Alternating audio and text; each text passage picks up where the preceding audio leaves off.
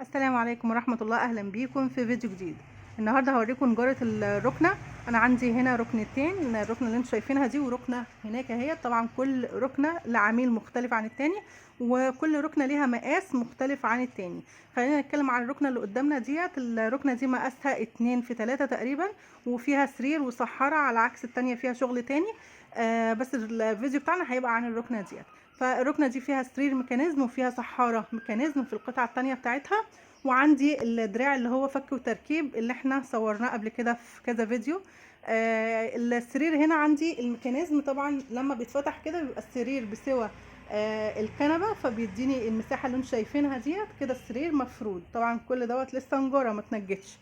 ولما بيتقفل الميكانيزم الدرج دوت كده بيبقى عامل زي الدرج، بيخش تحت الكنبه الكبيره او القطعه الكبيره بتاعت الركنه دي. تمام.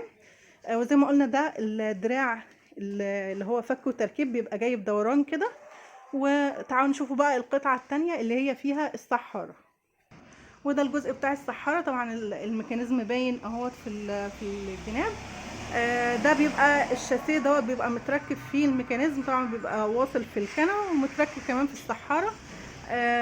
بيتفك الميكانيزم دوت، بيتنجد الشاسيه الخشب اللي انتوا شايفينه دوت، وبعدين بيتركب تاني الميكانيزم في بعضه عشان السحارة تتفتح.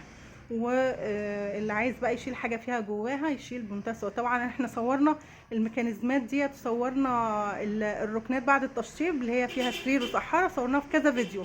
اللي ما شافش الحاجات دي يقدر يرجع للفيديوهات وهيشوف كل حاجة بالتفصيل.